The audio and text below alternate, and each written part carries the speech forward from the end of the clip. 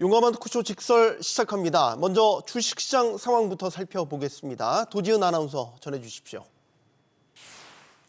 네, 이 시각 시황입니다. 양시장 어제의 상승 흐름을 이어가는 걸까요? 오늘도 일부 정치 테마주들 상승하고 있는 가운데 대부분의 종목들 상승하고 있습니다. 이 금투세 폐지 결정에 개인 투자자들의 투자 심리가 조금은 개선된 것처럼 보이는데요. 먼저 지수입니다. 코스피 0.78% 상승하면서 2,436포인트 선에, 또 코스닥은 이보다도 강한 2%대 상승세 보이면서 676포인트 선 지나가고 있습니다. 이어서 수급 쪽으로 살펴보시죠. 어제와 다른 점이 있다면 바로 이 수급입니다. 오늘은 개인들이 양시장에서 매수가 들어와주고 있습니다. 개인이 1,343억 원 코스피 시장에서 사고, 외국인과 기관은 각각 933억 원, 298억 원 팔고 있습니다.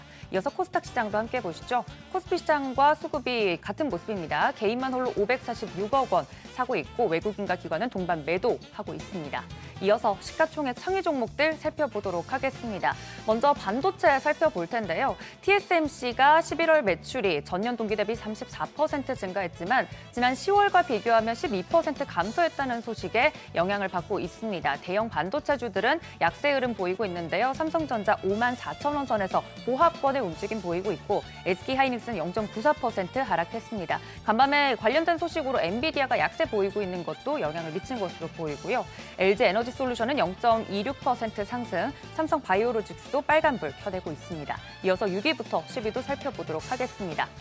6위부터 10위 사이는 전부 다 빨간불을 좀 켜내고 있는 모습인데요. 특징적으로는 네이버나 카카오 같은 인터넷 대형 플랫폼 관련주들 오늘 흐름 좋습니다. 네이버가 2.87% 상승하면서 21만 5천 원 선 움직임 보이고 있네요. 이어서 코스닥 시장도 살펴보도록 하겠습니다. 코스피보다도 탄력성이 좋은 코스닥 시장, 시총 상위 종목들 살펴보시면 알테오젠만 1위에서 5위 사이에서는 파란불 켜내고 있습니다. 1.73% 약세 보이고 있고요. 에코프로 BM과 에코프로도 각각 2%와 1%대 상승세 보이고 있습니다. 리가켄바이오의 경우에는 항체 파트너사 넥스트큐어와 공동 개발 중인 고형암 치료제가 미국 FDA로부터 임상 일상 시험 계획을 승인받았다는 소식까지 더해졌습니다. 0.18% 상승세 보이고 있습니다. 6위부터 10위도 살펴보시죠. 대부분의 종목들 상승하고 있는 가운데 엔캠만 0.07% 약보합권에서 움직이고 있고요. 신성 델타테크가 16%대 급등세 보이고 있는 점 특징적입니다. 시장 전반적으로 오르고 있는 가운데 특징적인 종목들 살펴보도록 하겠습니다. 이 장 초반부터 강세를 보였던 쪽 바로 양자 컴퓨터 관련 종목들입니다. 구글이 양자칩 윌로우를 공개했죠. 이 칩을 이용해서 이 조, 경, 해 다음이 자인데 무려 14년이 걸리는 문제를 단 5분 만에 푸는 양자 컴퓨터를 개발했다는 소식이 들려왔습니다. 그래서 간밤 뉴욕 증시에서도 양자 컴퓨팅 관련 종목들 상승을 했고요. 초고속 연산이 가능한 만큼 이 암호화폐 보안 체계가 혹시나 뚫리는 것 아닐까 하는 가능성까지 제기가 되면서 해당 뉴스의 가상자산 가격들도 흔들리기도 했습니다. 국내 증시에서도 양자 컴퓨팅 관련 종목들 지금 보시는 것처럼 상승세 이어가고 있는데요. 보안과 관련된 기술을 가지고 있는 종목들도 강세 함께 보이고 있습니다. 엑스게이트, KCS 같은 경우 또 아이원 플러스도 지금 상한가 진입을 해 있는 상황이고요. ICTK 27%, 우리로도 26%대 급등세 연출해주고 있습니다. 쭉 유지를 해주고 있는 상황이네요. 다음 특징적인 종목들 살펴보도록 하겠습니다. 저출산과 일자리 관련주들 좀 꼽아봤는데 일자리 관련주들 먼저 살펴보면 11월 취업자 수 일부가 개선됐다는 소식입니다. 작년 같은 달보다 12만 3천 명 증가한 것으로 나왔는데요. 10월보다 늘어서 10만 명대로 올라섰다는 소식에 관련된 종목들 급등세 보이고 있습니다. 메디앙스 상한가 진입을 했고요. 캐리소프트도 상한가에 안착한 모습입니다. 이외에 관련된 종목들 일자리 관련주들도 강세에 보이고 있고요. 또 저출산 관련주들은 이 탄핵 정국이 계속 진행되고 있는 과중에 더불어민주당이 밀고 있었던 정책들과 관련돼서 수혜주로 분류되면서 강세 보이고 있습니다. 윌비스 지금 현재 상한가 좀 안착을 하려고 하는 시도 보여주고 있고, 오픈롤도 20%대 급등세 보이고 있습니다. 다음 특징적인 종목 살펴보도록 하겠습니다. 오늘부터 내일까지 중국 중앙경제공작회의가 예정되어 있습니다. 경기 부양책에 대한 기대감이 점차 커져가고 있는 상황인데요. 관련돼서 중국 경기 관련돼서 움직이고 있는 화장품이나 뷰티 디바이스 관련된 종목들 그리고 이 옷과 관련된 종목들도 움직이고 있는데 살펴보면 BL판텍 11%대 강세 보이고 있고요. 또 APR의 경우에는 개인적인 이슈도 있었습니다. 미국 블랙 프라이데이 기간 동안 아마존에서 300억 원이 넘는 매출을 기록했다는 소식까지 들려오면서 관련된 종목들 상승세를 유지해주고 있는 상황입니다. 이런 테마적인 종목들 이외에도 좀 움직임 보이고 있는 섹터가 있다면 조선주 오늘 강세 보이고 있는데요. 지난달 한국 조선업계가 선박수주 점유율을 회복세를 이어가고 있다라는 지표가 나오면서 매수세가 좀 몰리고 있습니다. 전 세계 선박 발주량 중에 한국의 점유율이 점차 우상향하고 있다는 소식 들려왔는데요. 관련 소식에 한화오션도 4%대, 삼성중공업 6%대 강세 보이고 있고 HD 현대미포가 8%대 급등세 연출해주고 있습니다. 조선주들 전반적으로 조선 기자재 할 것 없이 관련 종목들 상승세 유지하고 있다는 점 체크해드립니다. 관련돼서 원달러 환율 체크해 보도록 하겠습니다. 계속해서 1431원 선에서 그래도 안정화 흐름을 이어가려고 노력을 하고 있는데요. 원달러 환율 추이에 따라서 외국인들의 수급 계속해서 체크해야 되는 상황인 만큼 달러 원 환율도 좀 체크를 해드렸습니다. 어제 이어서 오늘 국내 증시 강세를 좀 이어오고 있는데 수급적으로는 개인들만 사고 있는 상황입니다. 어느 부분이 좀 바뀌었고 시장의 포인트는 무엇인지 이어서 다음 코너에서 함께 만나보시죠. 네, 계속해서 시장의 다양한 이슈들을 풀어보는 시장 따라잡기로 이어가겠습니다. 오늘은 한세구 백만 개미 당주 모시고 얘기 나눠보죠. 안녕하십니까? 안녕하세요. 자, 어제 굉장히 급등세를 네. 보였고 오늘도 지금 상승 이어지고 있습니다. 월요일 워낙 지금 이제 전국 혼란에 대한 충격을 받은 날이었기 때문에 월요일이. 네. 그 다음에 이제 화요일, 오늘 수요일 이렇게 오르고 있는데 사실 중요한 이유는 외국인들이 내일이 만기, 동지 만기래요. 우리가 네. 이제 흔히 내마녀의 날이라고 부르는. 그렇기 때문에 외국인도 놀랬죠. 계엄이 있을 줄 몰랐으니까. 네. 그러니까 이제 자기네들이 생각했던 타겟 프라이스 밴드로 이거를 움직여야 되는데 월요일 날은 워낙 많이 물량이 쏟아지니까 사실은 하기가 힘들었어요. 근데 어제 같은 경우에 아침에 한 오전 10시까지 외국인들이 매수 우위로 보여서 분위기를 잡고 네. 그 이후에 이제 기관이 사면서 소위 이제 기준점이 되는 그 선물 지수 기준으로 321을 넘어가니까 예. 그 순간에 이제 현물 매도로 돌아섰거든요. 그리고 오늘은 이제 개인들이 어제의 상승에 대한 이제 안도감 뭐 이런 것 때문에 이제 올랐다는 거. 이렇기 때문에 사실은 내일 만기가 종료될 때까지는 사실 상당히 좀 시장을 지켜보는 게 좋다. 그리고 어제 금투세 폐지도 통과됐잖아요. 그러니까 네. 그건 이미 이제 알고 있던 거고, 그다음에 이제 전체적인 그 전국의 혼돈이 좀 가닥을 잡아가는 거 아니냐 하는 이제 분위기 뭐 이런 것들로 인해서 지금 이제 시장이 상승 쪽으로 가고 있다 이렇게 보입니다. 네. 그러면 이게 지금 어제 같은 경우는 이제 그런 분석, 그러니까 네. 그 월요일에 워낙 폭락을 했기 때문에 네. 반발 매수 성격이 있다. 근데 네. 오늘도 계속 상승세가 이었다. 이거는 그러면은 오늘은 제 생각에 외국인들은 안 살 거예요. 왜냐하면 외국인들이 사지 않아도 개인 매수세에 의해서 자기네들이 하고 있는 타겟 프라이스 쪽에 들어와 있기 때문에 그 얘기는 무슨 얘기냐면 내일 그 만기일 날 청산할 때 예정된 그 수치거든요. 그렇기 때문에 오늘은 개인들에 의한 상승은 나타날 수 있다 이렇게 보여집니다. 다만 중요한 건 그거는 그 외국인들 마음이니까 오늘 오후장이 됐건 내일 시장이 됐건 어쨌든간 만기일이니까 롤오버를 하더라도 청산은 상당 부분 해야 되잖아요. 네. 이제 그런 부분에 대해서는 조금 신경을 써 가셔야 된다. 그런 가운데 오늘 개인이 그러면 매수 우위에 나서는 거는 네. 불안한 요소가 있긴 있네요. 그러면 불안 요소가 있죠. 그렇지만 이제 항상 개인 투자가들의 그 움직임의 근간이 뭐냐면 내가 남보다 빨리 돈을 벌어야 된다. 그러니까 이렇게 지금 싼 건 사실이잖아요. 이렇게 쌀 때 내가 먼저 들어가야지 네. 하는 거와 아니면 이제 전국의 안정은 이미 방향이 정해졌다라고 판단하는 분들이거나 그럴 수 있는 거죠. 예를 들어서 외국인이 내일까지 해서 만기 청산을 한다 하더라도 그 다음에 전국 안정이 지속되면 우리 주식은 올라요. 네, 그렇게 보고 있는 거죠. 네. 근데 워낙 지금 곳곳에 복병도 많고 네. 지뢰도 많이 설치돼 있고 네. 당장 이번 주말에 탄핵 소추안에 대한 재표결 핵심이죠. 14일이. 네, 네. 들어가게 되고 네.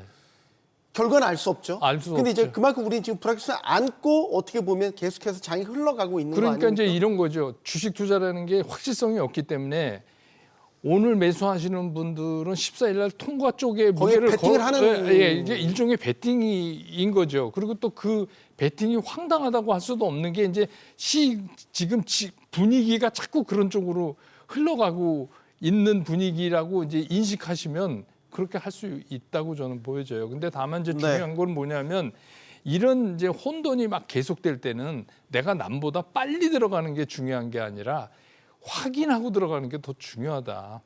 그런 생각이 들어요. 그래서 네. 뭐 전국이 좀 안정적으로 가는 방향이 좀 보이면 그때 사도 많이 오를 것 같거든요. 오히려 그러면. 예. 저희는 이제 방송이니까 최악의 상황까지 짚어봐야 되니까요. 그렇죠. 네. 오해 없으시길 바라고 네.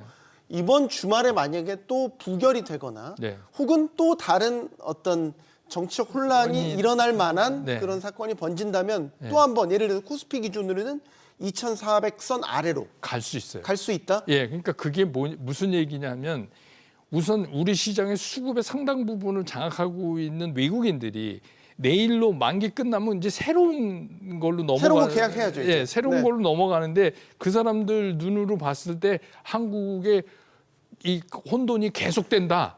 그러면 살 리가 없죠. 살 리가 없죠. 한국을 버려야죠. 그때는. 그런데다가 더 중요한 건 뭐냐면 상대적으로 지금 앵화 움직임도 좀 심각하잖아요. 이게 다시 높아지냐 뭐 가치가. 그렇기 때문에 외국인들 입장에서는 대체 투자 수단이 있기 때문에 굳이 혼란스러운 한국에 막 베팅해서 들어오기는 좀 어렵지 않겠느냐. 그러니까 핵심적으로 지금 우리나라 시장을 결정짓는 거는 이 혼돈이 얼마나 빨리 끝나냐예요. 방향이 아니고. 네. 방향이 뭐 내가 좋아하는 정치적 방향이 이게 아니고 혼란이 일단 빨리 끝나야 된다는 게 가장 중요한 거죠. 엔화가 상대적으로 보면 조금 강세 기조로 돌아선다. 이게 이제 올해 네, 일본 네. 중앙은행이 예. 올해가 아니죠. 이제 내년까지 내년, 봤었을 때 예. 금리를 이제 예. 어느 정도는 버퍼를 두고 올릴 것이다라는 네. 지금 전망하에 이렇게 움직이고 있는 것이고 예. 이렇게 되면 이제 우리 입장에서는 네. 또 엔캐리 트레이드에 대한 예. 뭐 청산 우려도 왜- 안게 안게 있는 되는 것이고 거죠. 예. 지금 우리 원달러 환율 보면 1,430원대 여전히 높은 네. 상태다. 신규로 들어오는 외국인 자금은 조금 싸게 들어올 수 있지만 지수가 만약에 네. 하락적으로 배팅하는 자금이라면 그리고 또 이제 우리가 신경 써야 되는 게 뭐냐면 이 환율이라고 하는 거는 우리가 뭐 외환보유고가 4천억 달러나 있기 때문에 괜찮다 이렇게 얘기지만 그거 다 쓸 수 있는 게 아니잖아요. 네. 환율 방어에. 그러면 지금 이제 제가 알기로 뭐 정확한 수치는 아니지만 한 그 반 이하밖에 안 남은 것 같아요. 쓸 수 있는 가용에. 근데 만약에 이런 혼란이 지속되면 제 생각엔 이런 거죠. 이 3대 신용 평가 기관에서 우리나라 신용을 건드림과 동시에 이 환율을 노리는 헤지펀드가 공격을 시작할 네. 거라고 봐야 되죠. 왜냐하면 그 사람들은 돈 생기는 건 뭐든지 하니까 그렇게 됐을 때 과연 우리가 환율 방어를 할 수 있을까? 그런 생각. 그래서 환율도 그렇고 뭐 당연히 주식시장 그렇지만 이거는 혼돈은 빨리 끝나야 된다. 그런 이게 어느 방향이 됐던 어느 방향이 됐던 올라가든 내려가든 네. 양단에 투자하는 인버스 혹은 레버리지 투자들이 상당히 요즘에 또 ETF 같은 것들을 통해서 늘어나고 있다. 네, 그렇습니다. 라는 얘기도 이건 또 어떻게 보면 이제 극단의 배팅을 하시는 분들의 성향이긴 한데 뭐 왜냐하면 이제 우리 보통 이제 이거를 어떻게 만회하냐. 그동안에 내가 이제 그런 거 심리도 좀 작용한 것 같아요. 한 번에 뒤엎고 싶다라는 네, 심리 위험하죠. 당연히 위험합니다. 네. 특히 그러니까요. 개인 네. 투자가들은 당연히 위험합니다. 네. 지금 금융당국에서는 이제 매일 지금 시장 안정 조치에 대한 메시지, 그러니까 시장을 안심시키기 위한 네. 조치들을 계속 정확하게 메시지죠. 네. 내놓고 있잖아요. 그러니까 뭐 지금 말씀해 주신 증안펀드 뭐 이제 증안펀드 언제든 10조, 가동할 준비가 돼 있다. 채권펀드 40조, 50조 이렇게 얘기하잖아요. 근데 이제 이걸 잘 아셔야 될 게 이거를 그냥 아무나 자기 마음대로 투입할 수가 없어요. 왜냐하면 우리 과거 그 박근혜 대통령 탄핵 이후에 한번 겪었잖아요. 이게 배임에 걸리거든요. 네. 그렇기 때문에 연기금도 그렇고 또 이 그 안정 운영 펀드를 투입하는 것도 무슨 에비던스가 있어야 돼요. 이거 할 수밖에 없었다는. 그럼 우리가 지금 찾을 수 있는 게 서킷 브레이커 같은 그런 건데 그거 아시지만 8%가 빠져야 되잖아요. 예, 그러니까 현실적으로는 이게 이제 지금 말씀하신 것처럼 구두로 얘기는 할 수 있지만 현실적으로 이 50조가 다 시장에 들어온다 하기에는 상당히 현실적인 어려움이 있다. 네. 이렇게 보입니다. 어느덧 이제 이달도 중순에 가까워지거든요. 네. 사실 이제 연말 증권사들의 코스피 전망치가 다 무색해지긴 했는데 네. 만약에 지금의 전국 혼란이 수습이 되고 안정이 된다라는 가정하에 네. 연말 지수는 어느 정도까지 회복할 수 있을까? 그러니까 그 정리되는 기간으로부터 폐장일까지가 얼마나 남았냐에 따라서 달라지겠지만 네. 저는 굉장히 빠른 속도로 반등할 것 같아요. 만약에 좋은 쪽으로 빨리 결론이 난다면. 그러니까 오늘 과거 탄핵 때랑 비슷하게 V자 반등이 이 되죠. 가능하다? 네. 그러니까 14일 날 만약에 뭐가 해결이 된다 이러면 네. 월요일부터 굉장히 빠른 속도로 올라갈 수밖에 없어요. 그럼 지금 이제 2,500을 향해 가고 있는데 2,600 혹은 예, 저는 한 2,700까지도 700까지도 만약에 그렇게 되면 갈 수 있다. 계단식으로 회복 계단식이 아니라 굉장히 빠르게 올라갈 더 거예요. V자로 네. 갈 수 있다라고 보시는 거군요. 그렇게 됐으면 좋겠네요. 저도 그렇게 네. 생각합니다. 그렇게 됐으면 좋겠습니다. 정말 네. 바람을 갖고 있고요. 사실 이제 지금 정치적 불확실성 때문에 굉장히 그 피해를 받는 섹터들이 있어요. 예. 대표적으로 여행주, 우리 지금 여행 주의 국가가 어느덧 돼버려가지고 네. 여행 섹터, 엔터주, 네. 뭐 정책 수혜주로 꼽혔던 방산, 원전 네. 이런 섹터들 지금 그러니까 이제 뭐 예를 들자면 우리가 생각을 바꿔서 해볼 필요가 있는데 예를 들자면 만약에 우리가 생각하는 쪽으로 빨리 이게 혼돈이 정리가 되면 이번에 우리 그 젊은 세대들이 보여줬던 시위 문화 이런 거 있잖아요. 네. 이게 문화 상품이에요. 그 사람들은 다시 한국으로 인바운드 여행객이 그거를 보러 여의도를 올 수도 있어요. 그러니까 생각의 문제인데 그 모든 것들이 방산도 그렇습니다. 우리나라 방산의 강점이 뭐예요? 싸다, 성능 좋다, 납기 잘 맞춘다 그거잖아요. 네. 그거 자체가 바뀐 게 하나도 없어요. 그러니까 어제 같은 경우에 폴란드는 그 K2 전차 사업을 그냥 진행하겠다 이렇게 얘기를 한 이유가 그러니까 결국 정치적인 혼란 때문에 그런 문제들이 지금 나타나고 있는 거지 이것만 정리되면 진짜 언제 그랬냐는 듯 올라갈 수 있죠. 네. 어떤 정권이 들어서든 사실 상관없는 건 네. 기업의 본질적인 가치인 그렇죠. 거잖아요. 네. 그러니까 그게 빨리 방향 정리. 그런데 우리가 이제 뭐 카오스라고 표현하는 하루에도 몇 번씩 이게 상황이 바뀌니까 네. 이게 빨리 정리돼야 시장은 좋다. 환율이 상당히 부담스러운 수준에 계속 머물러 있잖아요. 네. 잘 보면 1,300원 후반대에서 1,400원 넘나들기 네. 시작한 게 10월부터더라고요. 그렇죠. 미국 대선 네. 가까워지면서 네, 네. 대선 결과에 대해 예측이 막 나오면서 달러가 되게 강세였고 지금은 사실 달러 강세보다는 원화 약세가 더 두드러진다라고 보고 네. 그러면 이것도 좋은 가정으로 그렇죠. 상황이 그러니까 정리된다라는 가정하에 예, 정리된다 그러면 뭐 예를 들어서 뭐 1,200원 막 이렇게 떨어지지 않겠지만 우리 그 달러 대비 환율이 그 안정을 찾아서 이렇게 떨어질 테니까 1,400원 아래로 혹시 네, 그 아래로. 정도 수준까지 예, 예, 그렇게 떨어질 수 있으니까 그거는 굉장히 좋은 거죠. 예. 그리고 이제 어떻게 보면 트럼프 정부 출범에 의한 강달러는 이제 거의 시장에 다 반영됐다 이렇게 볼 수 있죠. 네. 네. 미장 잠깐 짚어볼게요. 네. 요즘에 미장이 좀 주춤해요. 예, 예. 조정받고 혼조세였다가 네. 어젠 또 하락세였고 아무래도 네. CPI 발표도 앞두고 있는 상황이어서 네. 이게 관망 기조인 건지 고점을 찍었다는 인식이 있는 건지 저는 이제 고점 찍었다고 생각하지 않아요. 근데 이제 그 주식의 속성상 네. 주식은 계속 갈 수가 없거든요. 물론 영원한 자산이 어떻겠습니까? 예, 그러니까 이제 네. 쉬어야 될 때 우리가 소위 말하는 숨 고르기라고 얘기하는데 뭐 주식이 숨을 고르겠습니까? 문제는 뭐냐면 이익이 많이 난 사람이 팔고 싶은 거예요. 이익을 현실화시키고 싶은 거죠. 그러니까 지금은 이제 엔비디아를 대표적으로 든다면 그런 상황에 있다.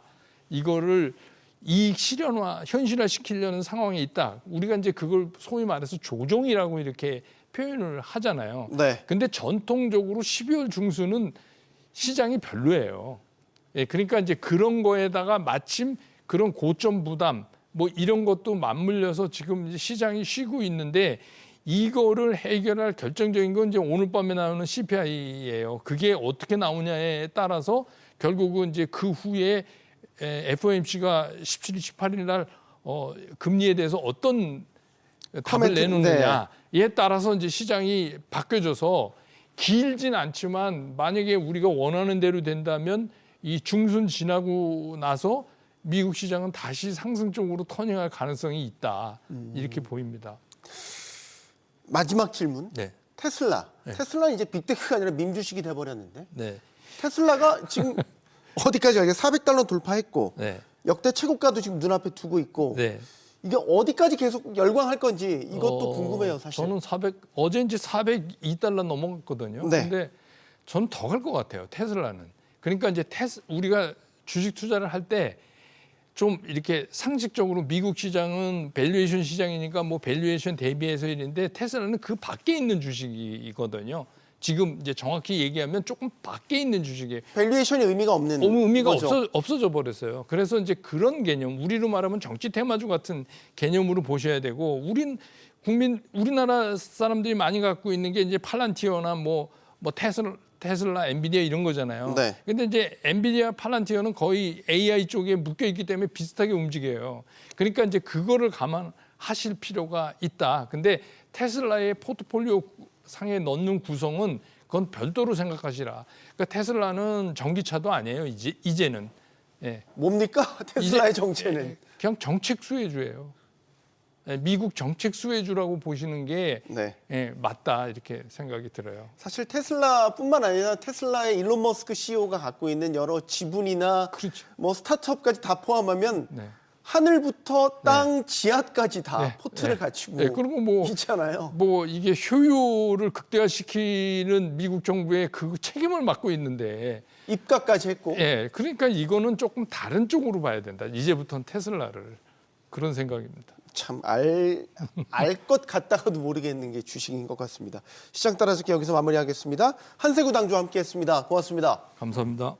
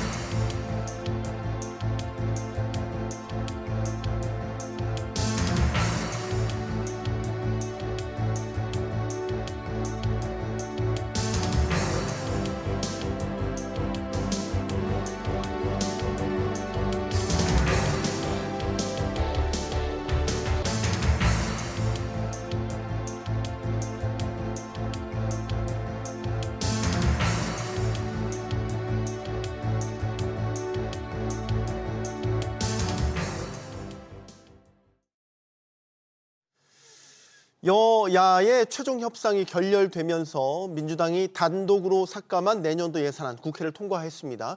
자, 이로써 내년도 예산안은 정부 안보다 4조 1천억 원이 감액된 673조 3천억 원으로 확정됐습니다. 자, 내수 부진 속에서 계엄 사태까지 터지면서 내년도 경제 상황은 성장률 하방 압력이 커지고 있죠.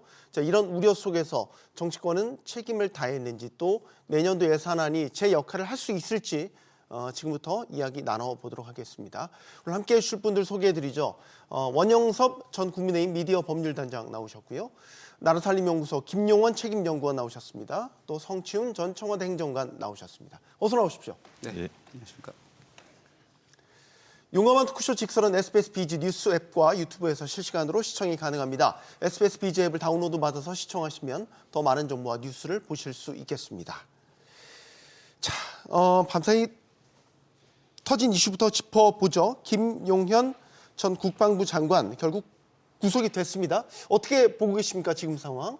구속 상황이나 이런 것들은 뭐 법원에서 결국 판단을 한 건데 네. 수사 전체에 대한 어떤 정무적이고 계획에 대한 판단을 법원이 한 게 아닌가라는 생각이 들어요. 원래 이제 구속이 되려면 범죄가 소명이 되고 그리고 이제 증거인멸, 도주 우려 뭐 이런 것들이 있어야 되는데 네. 지금 아주 그 극초반의 단계에서 김용현 전 장관이 받고 있는 내란죄나 이런 것들이 어느 정도 소명이 됐다라고 보기는 사실은 어렵습니다. 게다가 김용현 전 장관이 그 영장실질심사를 포기를 했거든요. 네, 그랬죠. 본인이 그 범죄에 대해서 그 당부를 소명을 다툴 수 있는 그런 기회를 스스로 포기를 했어요. 그런데 김용현 전 장관 또 보면 조금 특이한 게 많은데 면직되고 나서 공관으로 들어갑니다. 국방부 장관에서 면직되고 공관으로 들어가면 공관에 있는 경비병들이 자기 지시를 안 받아요. 사실은 네. 스스로 감금을 택한 걸로 보여요. 그리고 검찰에서 이제 출석을 하라 그러는데 바로 또 검찰로 출석을 하고 그리고 긴급 체포 당하고 그리고 구속영장이 바로 나오는 상황에서 영장 실질 심사를 포기한다. 이거는 나를 가둬달라는 게 아닌가 하는 생각이 들고 그리고 법원의 입장도 좀 여러 가지 그 사이에 입장 표명이 있었는데 저는 법원 행정처장이 한 이야기가 있습니다. 무슨 이야기냐? 경찰이 11개의 그런 통신 기록이나 압수수색 영장을 신청을 했는데 거기에 대해서 그 영장을 전부 기각을 했어요. 그때는 원래 구속영장보다 압수수색 영장이 훨씬 더 가볍게 나올 수가 있거든요. 그러면서 사유를 든 게 수사 주체가 너무 혼재돼 있다. 뭐 공수처, 경찰, 검찰 이런 수사권이 누가 가지고 있느냐, 수사 주체가 누구냐, 그거부터 일단 정리를 하라는 거였어요. 그런데 지금 이 구속영장의 사유를 보면 일단은 이 내란죄의 수사권을 법원이 검찰에 있는 거는 인정을 한 겁니다. 수사권이 없는 상태로 그 수사를 하고 증거를 수집하게 되면 그게 위법 수집 증거가 돼가지고 증거 능력이 배제돼 버리거든요. 네. 그런데 일단은 법원이 어떤 식으로든지 수사권의 주체를 스스로 이제 좀 그 교통 정리를 해버린 것 같아요. 이 구속영장 발부를 통해 가지고 그래서 검찰이 어느 정도 주도권을 가지고 앞으로 그 내란죄와 관련한 일체의 수사에 더 집중하게 될 것 같습니다. 네. 자, 이거는 성치훈 전 행정관님께도 좀 질문 드리고 싶습니다. 현재 상황 어떻게 보시는지?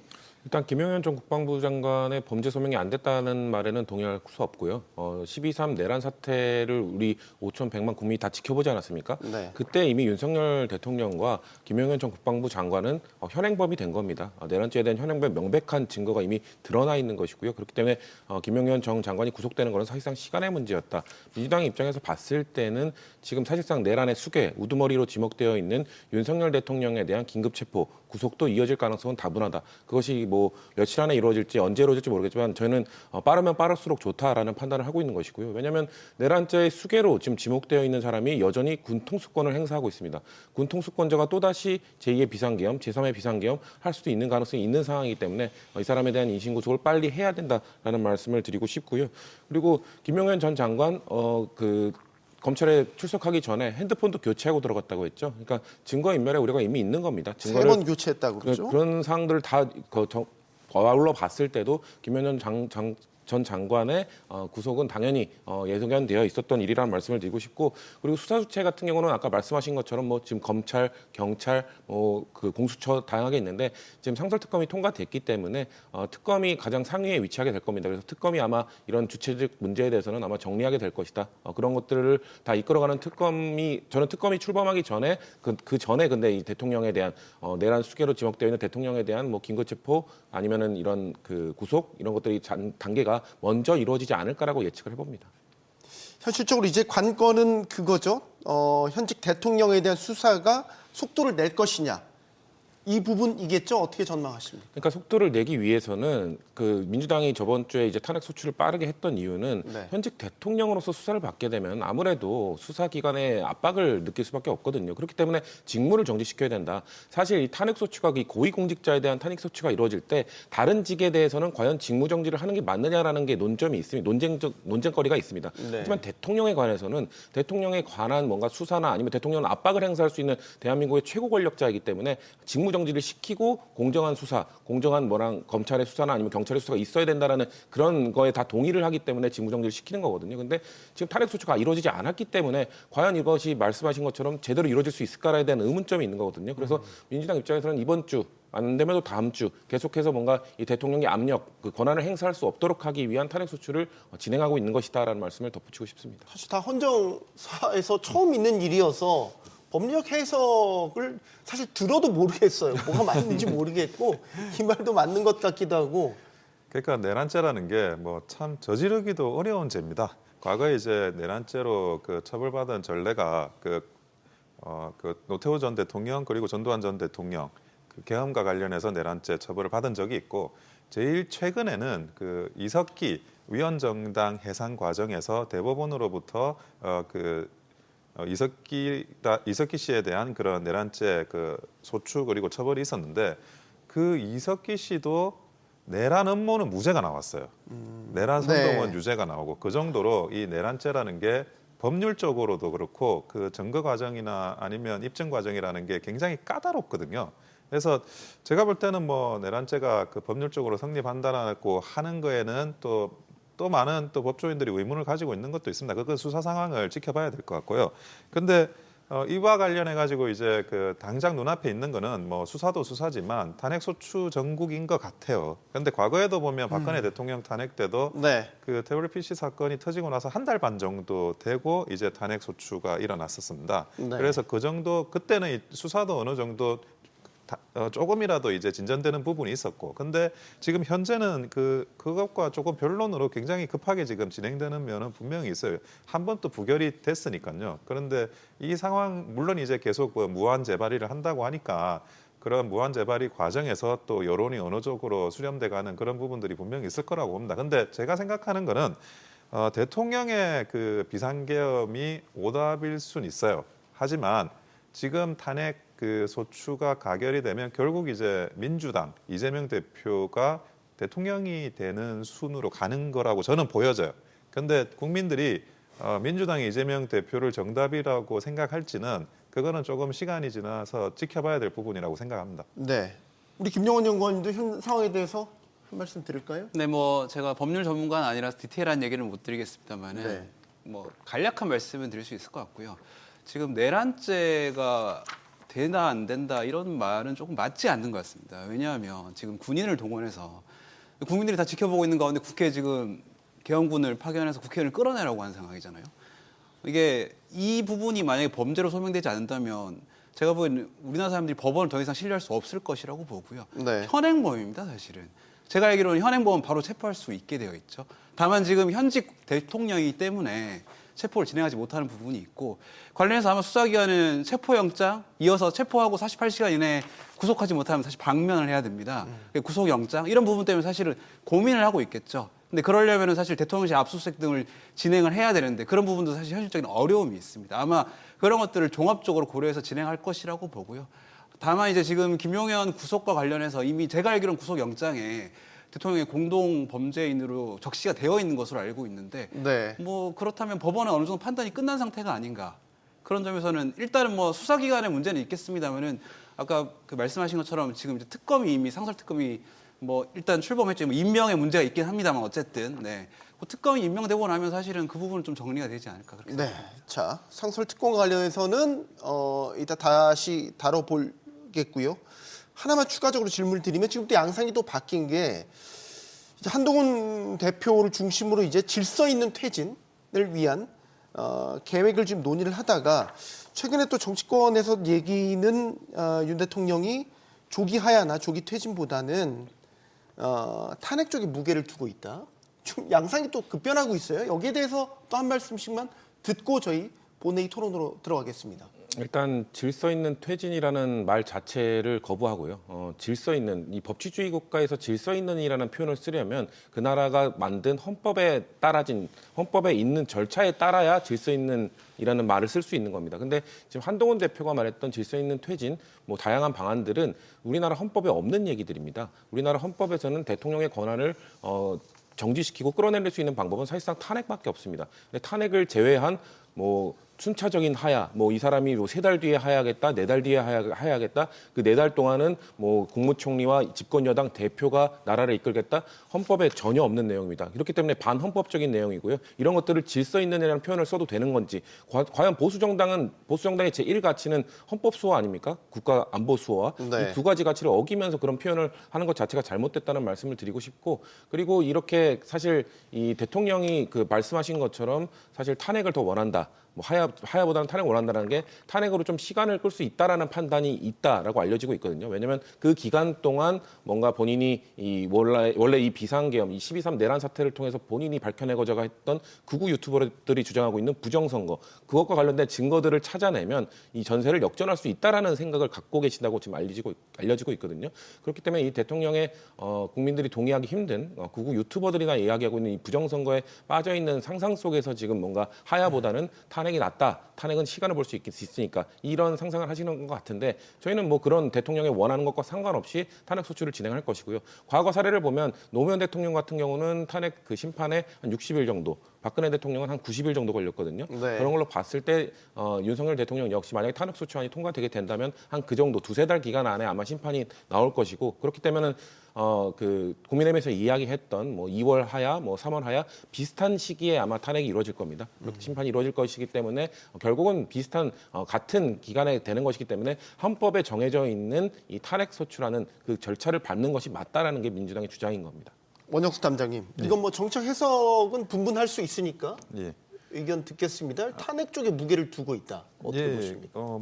그렇게 언론에 나오는 걸 저도 보긴 봤는데요. 네. 아마 아직까지는 어떤 상황으로 진행될 건지에 대해서 내부적으로 뭐 확실한 결론이 있거나 그러진 않은 것 같아요. 하지만 과거에 이제 뭐 국민의힘, 과거 그 새누리당 때죠. 박근혜 대통령 탄핵 때 탄핵에 찬성하고 그 이후에 그러면 그 탄핵 그 대통령이 탄핵되는 상황에서 국민들이 그러면 과연 그 생활이 나아졌는가? 문재인 정부에서 정책이라든지 이런 것들, 그런 것들을 뭐 종합적으로 봤을 때는 결국 헌정이 중단된다는 거는 궁극적으로는 국민들에게 피해가 돌아가는 일이라는 그런 문제의식을 또 많이 가지고 계세요. 특히 네. 국민의힘에서는 또 그때의 경험을 살려가지고 그때의 경험에서 느낀 그런 것들이 있어가지고 현역 의원들도 대다수는 지금 탄핵에 대해서는 반대를 하는 거고, 다만 탄핵이든 뭐 내란죄 수사든 헌법과 법률이 정한 과정이기 때문에 그 절차에 대한 이행이나 이런 것들은 뭐 적극적으로 뭐 그게 반대를 하든 찬성을 하든 적극적으로 임하는 그런 과정이 있을 것 같습니다. 당내에서 국민의힘 당내에서도 의견이 어느 쪽으로 갈리는 건가요? 지금 이제 대부분은 그 탄핵에 대해서는 반대하는 입장이에요. 이 질문을 드리는 건 사실 이제 제 투표가 지금 예정돼 있기 때문에 이탈표에 대한 이제 질문과 연결시키려고 드리는 겁니다. 예, 많은 분들이 이제 이탈표 이야기를 좀 하시는데, 근본적으로 만약 이탈표를 일으켜서 탄핵을 가결시키려고 하면 지금은 좀 조용히 있다가 그날에 전격적으로 하는 게 맞아요. 근데 이탈표를 하겠다 자꾸 이런 이야기를 하는 거는 그 대통령이 조기 퇴진 하야를 하게 만들려고 하는 사람들의 생각이 저는 있다고 보는 거예요. 그러니까 일종의 위협구처럼. 무슨 말이냐면 탄핵이 가결되는 순간, 예를 들어 뭐 한동훈 대표 쪽 친한계라고 불리는 의원들은 그 배신자 프레임에 본인이 서는 경우가 반드시 생길 거라는 걸 알고 있어요. 근데 네. 그런 상황에서 대통령이 스스로 하야를 해주면 좋은데, 안 그러면 자기들이 탄핵에서 가결표를 던져야 되는 입장인데, 그러면 탄핵에 대해서 가결표를 던질 거니까 하야를 해달라, 거꾸로 이렇게 저는 풀어간다고 보고 있거든요. 그래서 결국 이제 표결에서는 뚜껑을 열어봐야 안다고 보여집니다. 네. 자, 어제 본회의가 있었고요. 본회의에서 이제 통과된 법안들 중에서 내란 상설특검안도 처리가 됐습니다. 이게 상설특검안의 다른 특징은 대통령이 거부권 행사하지 못한다라는 거죠. 어떤 의미가 있는지부터 설명을 좀 주시면 좋겠는데. 설명해 주신 것처럼 개별 특검과 달리 이거 상설 특검은 거부권을 행사할 수 없기 때문에 바로 진행이 돼야 됩니다. 다만 개별 특검과 달리 기간이 좀 짧고 규모도 작습니다. 그런 한계가 있죠. 사실 그래서 상설 특검은 민주당에서는 어떻게 보면 최후의 수단 같은 거였거든요. 개별 특검을 최대한 해야 된다. 왜냐하면 개별 특검을 통해서 그래도 넉넉한 인원이 그리고 넉넉한 기간 동안 특검을 제대로 할 수 있는 환경을 마련해 줘야 된다는 것이 민주당의 기본 입장이었기 때문에 상설 특검에 대해서는 그렇게 크게 과거에는 고려를 안 했던 건데 지금 워낙 대통령이 특검과 관련된 것들을 계속해서 거부권을 행사하고 있는 상황이기 때문에 그렇다면 기간이 좀 짧다 하더라도 상설 특검을 통해서라도 이런 문제를 해결하기 위한 노력을 해야겠다라는 취지에서 상설 특검을 추진한 것이고요. 이번에 심지어 국민의힘 의원들도 다수가 동참을 해서 동의를 했기 때문에 통과가 될 수 있었던 것이고요. 네. 다만 윤석열 대통령이 이렇게 통과된 거에 대해서 특검 검사를 최종 임명을 해야 되거든요. 그러니까 국회에서 추천된 이 검사에 대해서 최종 임명을 해야 되는데 그런 것들을 얼마나 시간을 끌 것인가. 본인에 대한 수사를 할 수 있는 특검 검사를 임명하는 것이죠. 최종 승인하는 거잖아요. 근데 과거 박근혜 대통령 역시 그때는 상설 특검 아니고 개별 특검이었죠. 국정농단 특검 당시에 본인을 수사하게 되는 검사를 국회에서 추천한 거에 대해서 결국 임명을 했습니다. 그런 것처럼 윤석열 대통령 역시 본인에 대해서 본인을 수사할 특검, 이 상설 특검 검사가 올라오면 즉각 수용하는 것이 국민들이 이런 분노나 이런 것들에 수긍하는 것이다. 이런 말씀 드리고 싶습니다. 관건은 역시 그거 아니 그러니까 거부권 행사를 하지 못하니까 야당이 추천한 상설 특검을 대통령이 임명을 할 것인가? 근데 참 민주당의 주장도 모순되는 부분이 있어요. 무슨 뭡니까? 말이냐면 직무를 정지해야 된다라고 주장을 하고 직무를 정지하기 위해서 그 탄핵 소추를 하고 매주 부결되더라도 무한 반복하겠다고 하면서 한편으로 대통령이 그 상설 특검법에 따른 특검을 임명을 해라. 그러면 그게 직무를 정지시키겠다는 건지 직무를 정지 안 시키겠다는 건지 굉장히 법리적으로 이것도 모순이긴 하네요. 네, 모순인 거예요. 그런데 기본적으로 특검은 여야가 합의를 해야 됩니다. 과거에 박근혜 대통령 특검도 여야가 합의를 했고요. 그리고 이번에 상설 특검을 마지막 수단으로 했지만 결국에는 그 국회 규칙을 그러니까 야당이 일방적으로 그 추천을 할 수 있는 위원회의 멤버를 꾸릴 수 있도록 만들어서 그거에 대해서 헌법 소원이 지금 제기가 돼 있는 상태입니다. 네. 그런 상황에서 이 특검법에 따라 가지고 만들어진 특검 후보자를 대통령이 임명을 한다는 거는 이거는 뭐 이 비상계엄과 관련 없이 그게 과연 적절한 거냐 절차적으로 그거는 한번 검토될 필요가 있다고 보여집니다. 네. 짧게만 말씀드리고 싶은데 네. 그게 모순된다는 말에 저는 동의할 수 없고요.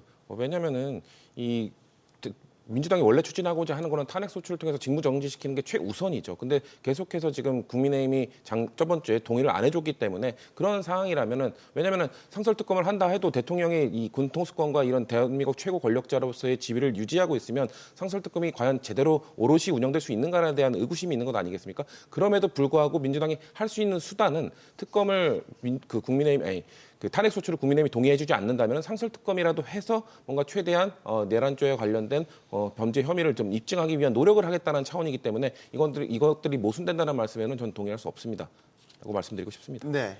자, 그러면 지금 현재 국민의힘 국정안정화 TF에서 논의되고 있는 안에 대해서 잠깐 짚어보겠습니다. 크게 보면 시나리오가 두 가지더라고요. 3월 퇴진 후에 5월에 대선을 치른다. 4월 퇴진 후에 6월에 대선을 치른다.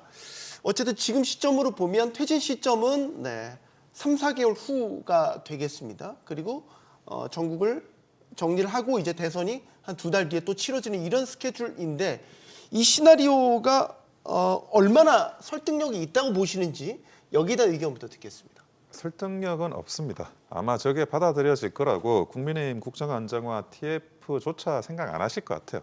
하지만 그 국정을 안정화시키는 어떤 노력을 해야 된다라는 그런 그 차원에서 뭐라도 이렇게 방안을 만드는데 예를 들어 3월 퇴진 후 5월 대선, 4월 퇴진 후 6월 대선 제가 볼 때는 이 두 가지 안 모두 국민의힘이 그 민주당의 정권을 그냥 헌납하겠다 스스로 그거에 대한 솔루션이거든요. 근데 정말 이 내용들이 당원과 그 의원들과 이런 뭐 그 국민의힘 전체 관계자들이 동의를 이끌어낼 수 있느냐? 저는 그렇게 보이진 않아요. 그래서 이 시나리오 1번, 2번 전부 다 사실은 뭐 실현 가능성은 없다. 특히 그 장동혁 최고가 바로 이 시나리오에 대해서 반박을 했어요.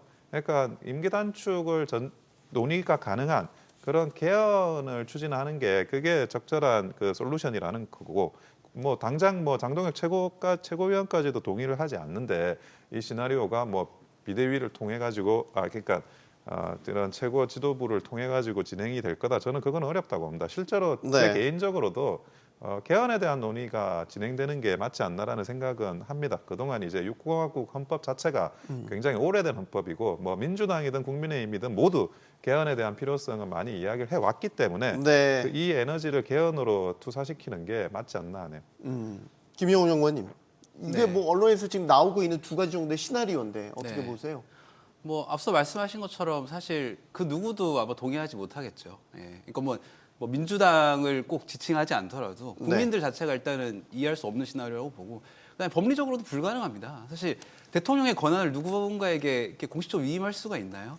이게 사인이 가지고 있는 물건을 양도하는 것도 아니고 대통령의 권한을 문서로 위임하는 걸 보증을 한다는 걸 들어보지도 못하고 법리적으로도 불가능할 것 같은데요. 제가 법을 잘 모르지만.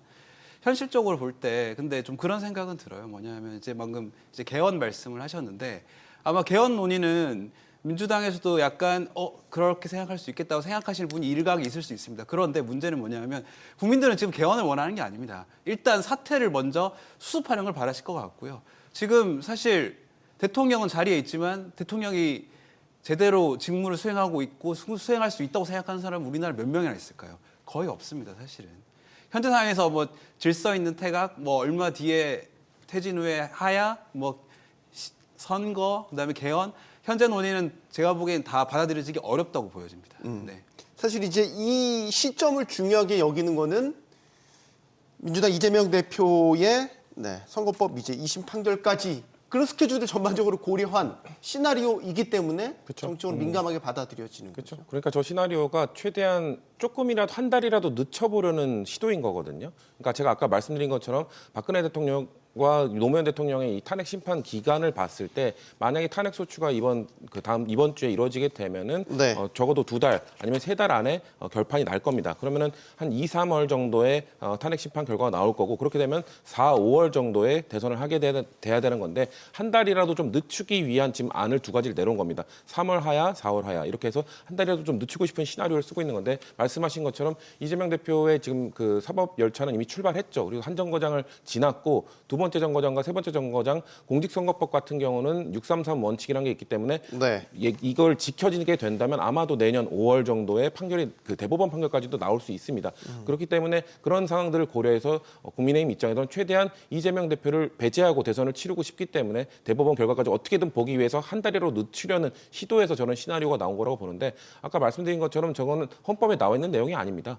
만약에 대통령의 뭐 외교 권한 행사 다 정지, 뭐 내치 권한 행사 정지, 그냥 국가 원수로서의 상징적 존재로만 몇 달을 유지한다. 네. 그런 게 어디 있습니까? 그렇게 국가 원수로서 상징적 존재로만 있는 사람들은 입헌군주제 국가의 왕밖에 없습니다. 영국의 뭐 찰스 3세, 뭐 일본의 천황 이런 사람들이 입헌군주제 국가의 왕이잖아요. 그냥 상징적인 원수로만 있는 거. 그게 가능합니까? 왜 대한민국은 대통령제 국가인데 왜 마음대로 이렇게 권력 구조를 바꾸는 시나리오를 국민의힘 독단으로 이렇게 짤 수 있는 거죠. 그렇기 때문에 저런 시나리오가 통과된다고 한들 저는 국민의힘 내부에서도 저 동의 못 받을 거라고 보고요. 아까 말씀하신 것처럼 장동혁 최고뿐만 아니라 친윤계 의원들이 절대 저거 동의하지 않을 겁니다. 그렇기 때문에 저런 안이 그냥 상상력에 불과하다. 그냥 한동훈 대표나 뭐 TF의 일종의 상상에 불과한 것이다. 무의로 그칠 것이다. 이렇게 말씀드리고 싶습니다. 알겠습니다. 자, 어제 본회의에서는 민주당이 감액한 내년도 예산안이 본회의를 통과했습니다. 이것도 이제 야당이 주도해서 감액 예산안이 통과된 거는 헌정사상 처음 있는 일입니다. 자, 최종 합의도 시도를 했지만 결국 타결이 되지 않았습니다.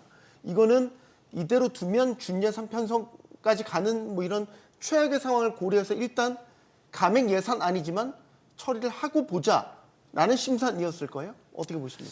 일단 기본적으로 준예산이 편성된 적이 없습니다. 그러니까 준예산에 대한 정의가 있긴 하지만 법률적으로 최소 비용만 하는 거죠. 예, 그러니까 네. 이제 준예산이 편성된 적이 없고 사실 이제 준예산에 대해서도 어떻게 편성할 것인지 논란이 좀 많은 상황이고요. 그러니까 준예산 편성 자체는 이제 정부뿐만 아니라 국회도 사실 당황스러운 거죠. 그러니까는 사실 제가 알기로는 국회 선진화법 통과 이후에 그러니까 회계년도를 넘겨서 그러니까 올해 기준으로 얘기하면 25년도 예산을 25년도에 국회에서 통과시켜 준 적은 없습니다. 그러니까 12월 말 안에 다 이제 합의를 해서 어떻게든 국회를 통과시켰죠. 근데 이제 그거가 어려워지는 상황이 돼서 법에 나와 있는 것처럼 준예산을 편성한다. 이거는 사실은 정부, 국회 모두 다 부담이죠. 뭐 그런 점에서는 사실 어느 정도는 조금 이해되는 측면이 있기는 한데 물론 그렇다고 해서 민주당이 잘했다는 건 아닙니다. 그러니까 기본적으로 합의해서 예산을 처리하는 게 맞죠. 예. 네. 그 부분을 비판받는 건 뭐 당연하다고 생각하고요. 그러니까 어제가 사실 그 우원식 의장이 여야 합의안을 가져오라고 한 마지노선이었단 말이죠. 그래서 여당에서도 이제 3조 4천억 원 정도 증액 수정안을 제안을 했지만 협상은 결국 결렬이 됐고, 결렬되는 과정 어떻게 보십니까? 이게 정부도 사실 수정안을 냈거든요. 근데 지금 그 어떤 식으로든지 증액을 하게 되면 그 대통령이 비상계엄의 사유로 들었던 게 있어요. 예산농단이죠. 네. 그 예산 삭감과 관련한 예산농단의 명분을 확보해주는 결과가 되기 때문에 민주당 측에서는 그걸 받을 수가 아마 없었을 거예요. 결국 그 비상계엄이라도 하니까 이게 죽었던 예산이 다시 살아나는 거 아니냐.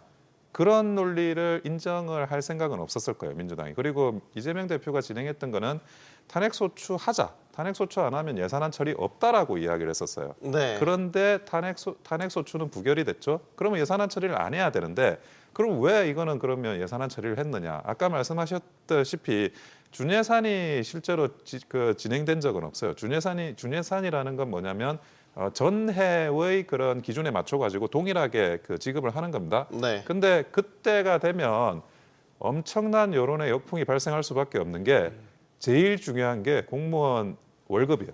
공무원 월급이 매년 어느 정도 인상을 하는데 네. 공무원의 월급이 전년도에 맞춰가지고 지급이 되면 인상이 없는 거예요. 근데 그 인상이 없는 상황에서 공무원들이 300만이 있습니다. 네. 그 300만의 그런 어떤 여론의 그런 역풍 이거를 이재명 대표가 뭐 말은 호언장담을 했죠.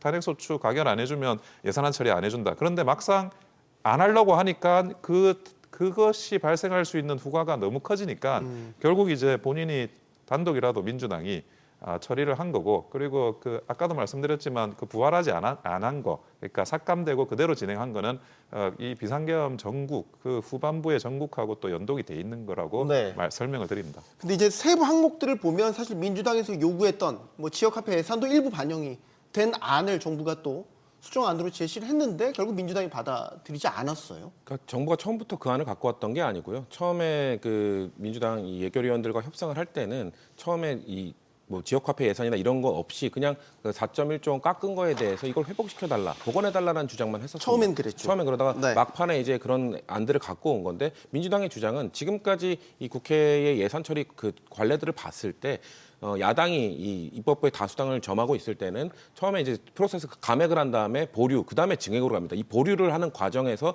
서로 협상을 하고 논의를 하는 건데 보통 감액 정부가 복원해달라는 만큼 야당의 입장을 좀 반영해서 좀 비슷한 금액 정도로 복원을 새로 증액을 해줍니다. 야당이 원하는 항목에 대해서. 근데 이번에 정부가 내놓은 안을 보면은 복원은 한 2.1조 원인데 민주당의 관련된 예산, 민주당이 주장했던 예산은 한 9천억 정도만 반영이 되어 있거든요. 네. 그렇기 때문에 이게 균형이 맞지 않는다. 비례적으로 올리지 그렇죠. 않았다는 비례적으로 거죠. 정말 그걸 다 복원하고 이 정도 복원해주고 싶으면 우리가 민주당이 주장하고 있는 입법부의 다수당을 점하고 있는 민주당이 원하는 예산도 이 정도는 해줘야 된다라는 주장을 기재부가 끝까지 받아들이지 않았기 때문에 그거에서 협상이 결렬된 것이지 뭔가 민주당이 뭐 일방적으로 뭔가 이걸 무조건 감액만 하고 통과시키기 위해서 감액만 하고 통과시키면 민주당도 그렇게 좋지는 않습니다. 왜냐하면 방금 말씀드린 것처럼 민주당이 원하는 예산에 대한 증액 이런 것들이 이루어지지 못하지 않습니까? 그렇기 때문에 민주당은 최대한 협상을 하고 싶었으나 정부가 마지막에 이제 협상안을 내놨는데 그것이 이전의 관례들로 봤을 때 좀 충족할 수 없는 비례적으로 좀 부족한 안이었기 때문에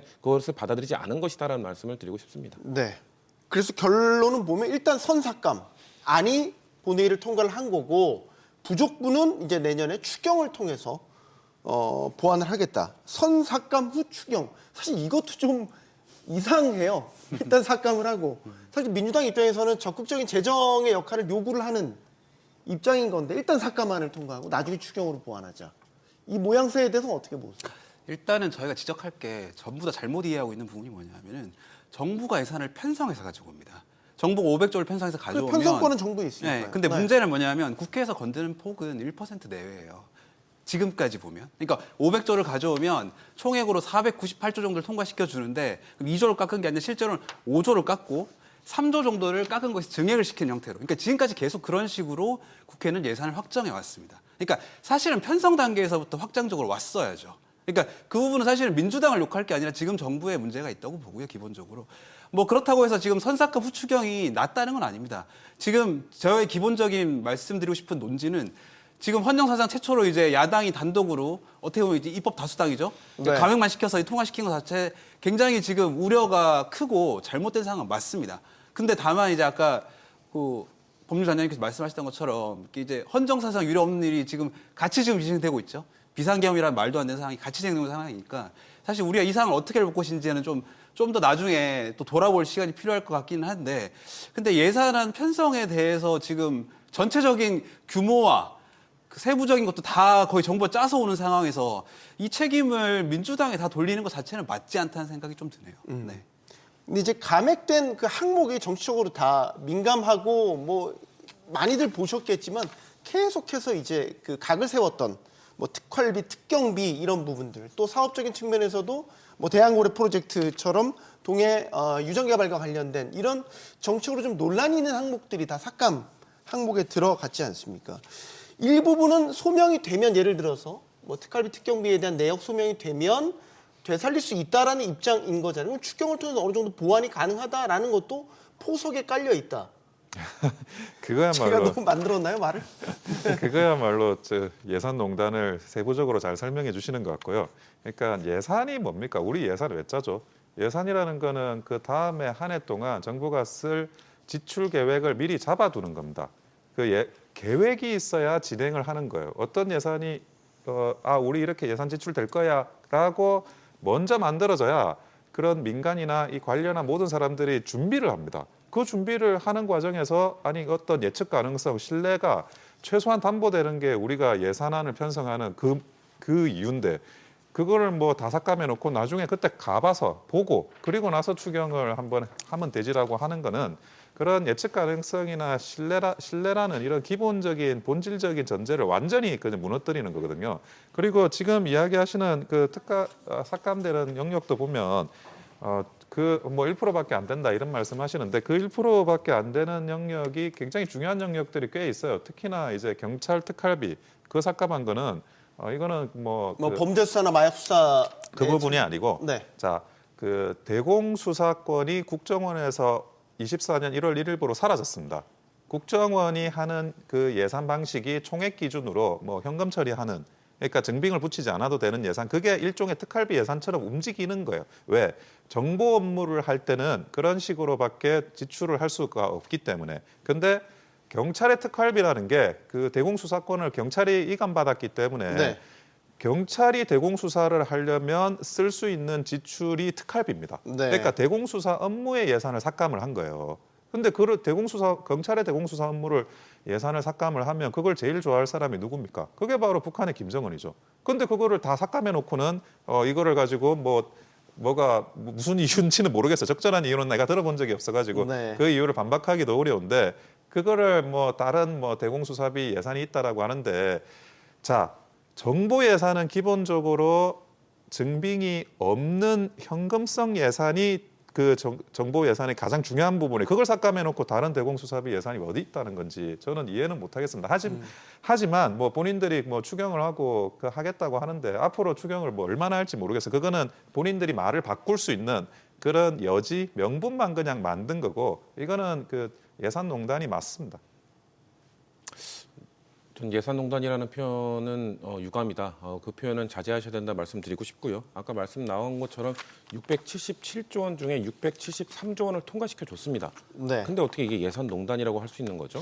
매우 부적절한 단어 사용이라고 말씀을 드리고 싶고 지금 오히려 12.3 내란 사태를 통해 국정농단을 하고 있는 윤석열 대통령, 윤석열 정부가 제대로 된 입장을 보이고 있지 않기 때문에 예산을 통과를 못 시켜주는 것도 있다. 동의를 해주지 못하는 부분도 있다는 말씀을 다시 한번 드리고 싶고 그리고 특활비, 특경비와 관련된 부분들은 어느 정도 얘기를 해보라는 겁니다. 대공수사비가 필요하다면 대공수사비가 어느 정도, 특활비 중에 어느 정도 비중을 차지하는지 사실 특활비와 관련돼서 사실 마치 눈먼 돈처럼 이거는 그냥 회식해서 써도 되고 뭐 누구를 포상할 때 그냥 포상금으로 써도 되고 이렇게 쌈짓돈 쓰듯이 계속 써왔던 게 사실이거든요. 그렇기 때문에 그런 거에 대해서 어느 정도 해명을 하고 소명을 하면 다 살려주겠다. 주겠다. 근데 이 특갈비 특경비와 관련돼서는 계속해서 안 된다. 우리는 무조건 이거 되살려달라. 이런 입장만 견지하니까 이거를 되살려줄 수 없다는 거죠. 이걸 최대한 국민들이 바라보고 있는 이 시선이 있기 때문에 사실 이 윤석열 정부 특히나 긴축재정하겠다고 공언한 정부 아닙니까? 근데 문재인 정부 때도 이 특갈비를 줄이기 위한 노력은 엄청나게 많이 해왔습니다. 대통령실의 특갈비도 그 박근혜 정부로부터 물려받은 125억 원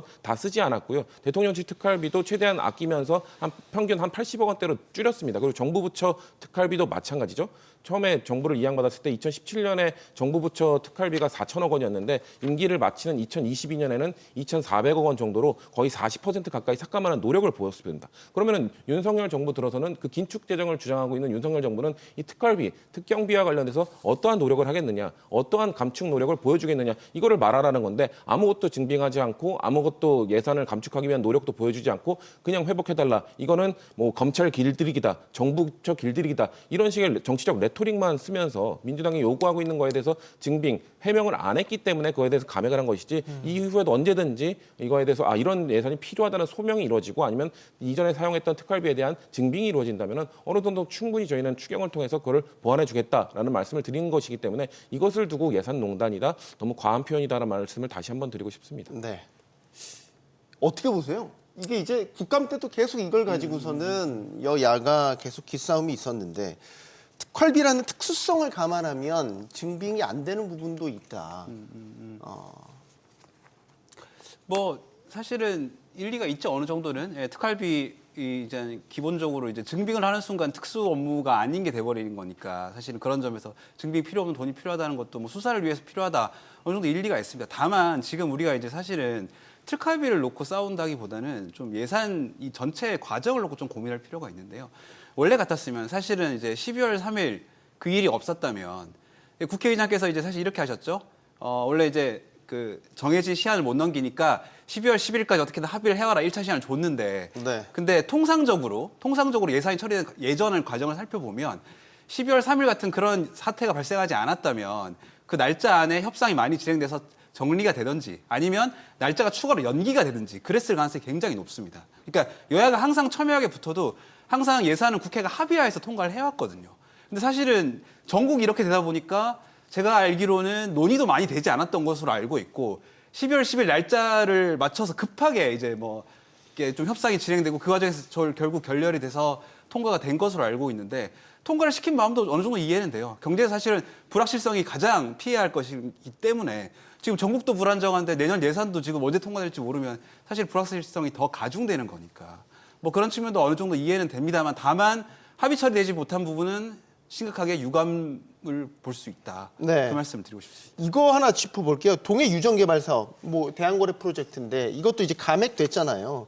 지금 시추 이제 진행하기 위해서 시추선이 이미 이제 부산 쪽 외항에 도착한 것으로 알려져 있는데 지금은 이제 그 서울개발공사 자체 예산으로만 지금 충당을 하는데 이것만 가지고서는 지금 안 되고 결국 이제 국회 정부 예산이 들어가야 되는 상황인 건데 차질이 생길 것 같아요. 지금 감액된 걸로만 보면. 차질이 생기죠. 지금 시추선이라는 게 그 시추와 관련한 비용이 680억이고요. 네. 그거를 이제 제대로 그 결제가 이루어지지 않았을 때 배상해야 될 위약금이 680억의 90%입니다. 그러니까 계약 불이행으로 손해배상 위약금을 금액이 물 수도 있는 상황까지 갈 수 있다는 거예요. 지금 600억을 그냥 시초 한번 못 들어보고 그 위약금으로 물어주게 생겼어요. 근데 왜 이 대왕고래와 관련한 그 예산을 다 삭감을 했느냐? 대왕고래가 정말 시추를 해서 석유라도 한 방울이라도 나오게 되면 그 부분과 관련해서 민주당이 윤석열 정부의 어떤 성공 케이스, 정책적인 성공 케이스가 되지 않을까라고 우려해서 예산을 삭감했다라는 그 외에 다른 해석을 할 수 있을지를 모르겠어요. 제가 다른 이유가 있다면 적절하게 이유를 대시면 될 것 같은데 그 이유는 제가 들어본 적이 없고 그리고 지금 현재 그냥 이대로 손해가 나는 겁니다. 예산안을 삭감을 했다 그래서 이 예산안이 절약되는 것도 아니에요. 위약금으로 다 물어주게 생겼으니까 그런 부분에 대해서 뭐 적절한 설명은 분명히 없다. 그래서 아까 뭐 예산농담이라는 단어에 대해서 유감이라고 하시는데 제가 볼 때는 예산농담보다 더 적절히 설명할 수 있는 표현도 없다고 생각합니다. 505억 원 신청했는데 497억 원 거의 다 삭감했거든요. 그러니까 정치적인 해석이 불가피하다. 이 대한고래 프로젝트 예산 삭감에 대해서. 민주당은 대왕고래 프로젝트 이야기가 처음 나왔을 때부터 이것이 과연 타당한가라는 문제 제기를 해왔거든요. 이게 이번에만 500억이고 이게 계속 수년하면 거의 수천억 원의 예산이 들어가는 사업입니다. 말씀하신 것처럼 뭐 석유가 한 방울 나와서 이 성공 사례로 될까봐 그걸 막기 위해서 그런다? 아니죠. 국가 예산이 수천억 원이 들어갈 수 있는 사업인데 이거에 대한 충분한 타당성 검증, 충분한 증거 이런 것들이 없다고 판단하는 야당 입장에서는 이것은 윤석열 대통령이 무리하게 추진하고 있는 것 아니냐. 왜냐하면 이 대왕고래 프로젝트를 처음 윤석열 대통령이 말할 때도 그 이전까지의 뭔가 준비 과정이나 아니면 논의 과정이나 사회적 담론을 모아가는 과정이 전혀 없는 상황에서 갑자기 전격적으로 발표를 했거든요. 이거를 하겠다, 뭔가 있다고 한다 이런 식의 대통령의 본인의 판단에 의해서 뭔가 추진을 했단 말이죠. 그런 거에 대해서 그때부터 계속해서 문제 제기를 하면서 해당 상임위에서도 뭔가 증거를 갖고 와봐라, 뭔가 증빙할 수 있는 좀 더 구체적인 안을 갖고 와봐라 했는데 상임위에서도 뭔가 민주당의 의원들을 설득하지 못했습니다. 그렇기 때문에 이 대왕고래 프로젝트 자체가 민주당이 봤을 때는 이 국민의 이 피 같은 그 예산을 뭔가 낭비하는 쪽으로 보여질 수밖에 없기 때문에 삭감을 한 것이지 뭔가 이거 성공할까봐 윤석열 정부의 성공사로 남을까봐 삭감했다는 예측은 너무 과한 해석이다라고 말씀드리고 싶습니다. 네. 일단은 시추를 위해서 지금 준비를 하고 있는 상태이기 때문에 난감하긴 할 것 같아요. 석유개발공사가 어느 또 적자를 안고 있는 공기업이다 보니까 자체 예산만으로 조달하기가 쉽지 않은데 이것도 향후에 추경을 통해서 협상의 여지는 있는 것으로 보입니다. 지금 보면 여야 쪽에서 각각가 요구하는 예산 항목에 대해서는 추경을 통해서 정치적으로 주고받기식이 될 것 같아요. 내년에 말이죠. 예를 들면 민주당에서 요구하는 지역화폐 예산, 뭐 이 대한고래 프로젝트 서로 주고받기식 정치적 합의가 추경을 통해서 나타날 수도 있다. 글쎄요. 근데 그 부분도 사실은 좀 지켜봐야 될 것 같고요. 기본적으로 가장 큰 오해는 예산을 편성하는 건 정부입니다. 그러니까 정부가 뭐 내년 정부가 어떤 정부가 될지는 잘 모르겠습니다만은 아무리 이제 뭐 그 정당에서 요청하는 거를 반영을 한다고 해도 전반적으로 다 반영하진 않습니다. 그러니까는 기본적으로 예산의 키는 정부가 지고 있다고 보는 게 맞고요. 네. 뭐 지금 분위기 봐서 내년 선거가 이렇게 보이는데 어떤 식이든 간에 그럼 정부가 일단 편성해오는 걸 가지고 여야가 아마 얘기를 하겠죠. 예. 그러니까 주고받기식으로 얘기하는 건 아직까지는 조금 섣부른 얘기인 것 같습니다. 네. 지금 막 들어온 소식 하나 전해드리겠습니다. 우원식 국회의장이 계엄 사태와 관련해서 국정조사권을 발동을 했습니다. 그래서 국조특위가 즉각 구성이 되는 요건이 갖춰졌습니다. 뭐가 어떻게 달라지는 겁니까? 아무래도 그 국정조사를 하면 지금 현재 뭐 일단 대정부 질문 형식으로 진행하는 것보다는 그 관련자들을 이렇게 소환하거나 부르거나 이런 부분에 대해서 포괄적으로 할 수 있는 그런 길이 열립니다. 그래서 그 대정부 질문이나 이런 것들은 기본적으로 공직자들을 상대로 하는 게 일단은 진행되고 있는 거고 네. 그게 아니라 공직자 외의 신분을 가지고 있는 사람들도 국회로 부르려면 증인으로 신청을 해서 진행을 시켜야 되거든요. 네. 그래서 근데 뭐 어떤 분들은 또 뭐 면직된 분들도 있고 뭐 그런 분들도 있으니까 그런 분들의 신분과 관련해서 국정조사를 발동을 하려고 하는 것 같은데요. 지금 뭐 많은 분들이 벌써 지금 나와서 진술을 하고 계시죠. 각 수사기관마다 또 열심히 수사를 하고 있고 또 검찰에서도 더 뭐 수사를 가속화시키겠다라고 이야기를 하고 김용현 전 국방장관도 구속이 됐으니까 구속이 되고 나서의 그런 수사도 더 급물살을 탈 거라고 예상을 합니다. 뭐 있는 그대로 내용에 대해서 밝혀야 될 문제라고 저도 생각하고 네. 이 부분에 대해서 뭐 국정조사를 하겠다. 뭐 저는 그거는 뭐 특별히 문제가 있다고 생각하진 않아요. 국민들이 궁금해하시는 것도 있고 그리고 그 국정조사가 대정부 질문으로 할 수 없는 영역들이 또 있으니까 그래서 네. 한번 그것도 뭐 지켜보는 게 맞을 것 같습니다. 네. 우원식 의장은 이번 사태 심각성을 고려해서 최대한 신속하게 국정조사와 관련된 계획을 처리할 계획이다. 이런 입장도 내놨고요. 이렇게 되면 사법적인 조사, 그러니까 검경 공수처 외에 국회 차원에서도 입법기관 차원에서도 이번 계엄 사태와 관련해서 조사가 시작된다 이런 의미를 부여할 수 있는 거죠. 그렇죠. 지금 사실 이 국정조사가 이제 특위가 꾸려지고 하는 이전에도 이미 오늘 그리고 어제 계속해서 이 상임위, 특히나 국방위 그 현안지를 통해서 이 관련 장성들이 나와서 이 12.3 내란 사태에 대한 증언들을 하고 거기서 주저하다가 고백도 하고 자백도 하는 이런 것들이 나왔거든요. 그러니까 말씀하신 것처럼 사법적인 부분에 있어서는 뭐 검찰, 공수처, 경찰 이쪽의 특수본의 뭐 수사가 이루어지면서 그런 것들은 국민들에게 잘 알려지지 않거든요. 뭐 대표적인 내용들만 흘러나올 뿐이지 네. 국정조사는 결국 국민들을 대상으로 국민들이 원하는 그런 질문들을 민의를 대표하는 민의기관인 그 국회에서 국회의원들이 국민을 대신해서 질문하고 그런 거에 대해서 아까 말씀하신 것처럼 공무원이 아닌 다른 담당자들, 다른 관련자들도 모두 나와서 답변을 해야 되는 것이기 때문에 그런 것들을 통해서 국민들이 알고 싶어하는 부분들을 해소하실 수 있다는 측면에서도 아주 긍정적인 것이고요. 저는 그래서 우원식 국회의장이 원래 국정조사 역시 국회의장이 이렇게 발동하기 전에는 여야의 합의를 통해서 이루어지는 것인데 그 국회의장께서 저는 아주 잘 결정하신 것이다. 빠른 국민들의 궁금증을 해소할 수 있는 방안 중에 하나가 될 것이다라는 말씀 정도 드리겠습니다. 네. 더불어민주당 이재명 대표 이야기도 전해드리겠습니다. 일단 14일에 예정된 탄핵소추안을 통과시키도록 노력하겠다라는 것이고 아까 잠깐 여쭤봤지만 얼마나 많은 이탈표가 나올지에 대한 지금 관심이 높은데 국민의힘 김상우 의원 같은 경우는 탄핵에 찬성하는 의원이 10여 명 정도가 될 것이다. 이런 이야기도 내놨네요. 자, 결국에는 여기에 대한 전망을 가야 될 것 같습니다. 재표결에 들어가게 되면 일단 정족수 부족이었고 첫 탄핵소추에 대한 표결은 예, 이번에 다를까? 다른다면 어떻게 다를까? 저는 뭐 크게 저번 주의 모습하고 다르진 않다고 생각을 해요. 아, 그렇게 보세요? 그러니까 저번 주라는 게 그냥 뭐 어떤 여론이나 오히려 저번 주가 더 여론이 안 좋았으면 더 안 좋았지. 그리고 지금 현재 그 언론이나 이렇게 밝혀지는 이야기들은 많은데 그럼에도 불구하고 제일 중요한 거는 이제 국회의원들이 본인이 가진 입장이 제일 중요하거든요. 그러니까 지금 나오는 여러 가지들 때문에 뭐 자기가 가진 입장이 변화된다고 저는 생각하지는 않습니다. 그거는 전국을 바라보는 그런 어떤 그 과거에 이제 탄핵에 있었던 한번 경험을 해봤잖아요. 네. 국민의힘은 그 당시에 새누리당 시절에 한번 경험을 해봤기 때문에 그러면 그 탄핵에 찬성하고 반대하고 이럴 때마다 그 정치인들의 운명이 어떻게 흘러갔는지를 이미 역사에 남아있고 기록이 돼 있어요.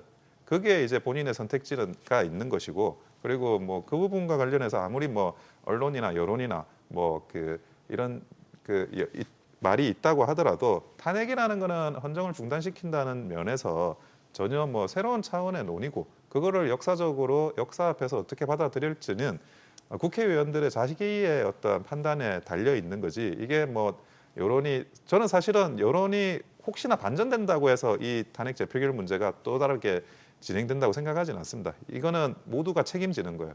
무기명이라고 하더라도 결국 누가 탄핵에 투표했는지는 다 알게 될 수밖에 없습니다. 그렇기 때문에 그 입장, 그런 아주 실존적인 결단이라고 하죠. 우리가 정치 네. 수사로는. 그런 실존적인 결단의 문제라서 그게 저번 주와 이번 주가 달라졌다고 보지 않습니다. 당론대로 표결에 참여하지 않는 게 여전히 그렇습니다. 주류이다라고 예. 봐야 되는 거고. 더 주류입니다. 그게 일부 예외적인 표가 있다고 하더라도 뭐 그 정도 예외적인 표는 본인의 그런 실존적인 결단에 따른 거지 그게 여론의 문제다라고 생각하지는 않습니다. 친한계 의원 혹은 뭐 소장파 의원들을 중심으로 표결에 참여할 가능성들이 계속해서 나오고 있어서 이건 행정관님께도 의견을 좀 듣겠습니다. 지난주와 이번 주 이제 예정된 표결 달라질까? 크게 달라지지 않을 것이다라고 보고 계시고 저는 이번 주 14일 날 토요일이죠. 저는 통과될 거로 봅니다. 그리고 그것을 글쎄요. 국민의힘이 어떻게든 저번 주와 같이 이 아예 자유투표 자체를 막는 당론으로 아예 단체로 퇴장해서 또다시 의총을 열어서 나가지 못하도록 감시하는 듯한 그런 행태를 또 보인다면 국민의 지탄을 받게 될 것이고요. 왜냐하면은 저번 주에 국민의힘이 보여줬던 행태는 이 반헌법적 행태입니다. 왜냐하면 대한민국의 헌법에는 이 투표, 선거와 관련돼서 4가지 원칙이 명시되어 있습니다. 보통선거, 직접선거, 비밀선거, 평등선거, 그리고 헌법재판소의 판결에 의해서 자유선거의 원칙이라는 게 있습니다. 자유선거 원칙이 뭐냐면 투표를 하고 안 하고의 결정은 개인의 선택에 맡겨야 된다는 겁니다. 근데 지금 국민의힘에서는 계속 난 자유투표하자, 투표를 하자라는 의사를 표시하고 있는 사람이 있음에도 불구하고 당론으로 안 된다, 들어가지 마라 그리고 의총을 사상 초유의 일입니다. 이것도 본회의 투표 중에 개별 정당이 의총을 열어서 거기에 다 의원들을 모아놓은 것도 초유의 일입니다. 다 모아놓은 다음에 그 의총장 안에 모니터를 열어놓고 모니터를 설치해놓고 그 본회의장 상황을 보면서 혹시 누가 화장실 간다고 하고 아니면 잠깐 나간다고 하고 투표장으로 가는지를 지켜봤습니다. 그리고 김상욱 의원이 얘기했죠. 결국 마지막으로 나와서 김상욱 의원이 투표하면서 나는 사실상 이 배신자의 프레임을 같이 각오를 하고 나왔다. 네. 정치적으로 나는 정치 생명을 끝낼 각오도 하고 나왔다. 이 정도의 분위기를 형성한 것 자체가 자유투표의 원칙, 자유선거의 원칙을 어긋나게 한 것이거든요. 그렇기 때문에 이건 반헌법적인 겁니다. 헌법재판소의 판결은 헌법에 준하는 위치를 갖기 때문에 이 국민의힘이 이 탄핵소추 투표를 막기 위해서 이 자유투표의 원칙을 저해한 것, 이런 것 자체가 저는 심판받게 될 거라고 보고 국민들의 여론이 변하고 있습니다. 이 국회 정치에서 가장 중요한 건 반응성이거든요. 국민들의 여론이 들불처럼 번지고 있는 상황이 있고 과거에 민주당이 몇 달 동안 계속해서 그 주말 집회를 하지 않았습니까? 집회 때 모인 인원과 저번 주에 국회 앞에 모인 인원을 비교해 보십시오. 거기에 온 사람들은 민주당을 지지하는 사람뿐만 아니라 보수 정당 지지자도 있을 겁니다. 다양한 국민들이 모여서 이 헌정 사태만큼은 윤석열의 12.3 내란 사태만큼은 막아야 된다, 처벌해야 된다라는 주장을 하고 계신 것이거든요. 그렇기 때문에 헌정 중단을 우려해서 이 내란 사태의 현행범인 윤석열 대통령의 직무 정지시키는 걸 우려한다? 저는 국민들이 그것에 대해서 계속해서 압박을 하고 심판을 하실 것이기 때문에 국민의힘에서 자유투표만 할 수 있다면 아마 많은 이탈표가 나와서 이번 주 토요일 날 통과될 거라고 저는 보고 있습니다. 마지막 질문은 탄핵 여부를 우리가 지금 아직은 알 수는 없지만 가상으로 만약에 상정을 해본다면 만약에 탄핵이 됐어요. 탄핵 후에 권한대행을 누가 하게 되는 거냐. 지금 경찰에서는 당시 이제 개헌 국무회의에 참석했던 참석자들에 대한 출석 여기에는 이제 한덕수 국무총리 또 포함이 다 돼 있고. 예. 근데 지금 자칫 줄줄이 소환될 수도 있는데 예. 만약에 탄핵 직무정지가 된다면 권한대행을 누가 할 것인가? 권한대행은 지금 우리 헌법상에 어떻게 의전 서열이 있는데요. 그러니까 제일 처음은 총리, 그 다음에 그 부총리가 두 분 있죠. 최상목 부총리하고 그 이주호 사회부총리가 네. 있고 그 교육부 장관 사회부총리가 그 다음 순번이 됩니다.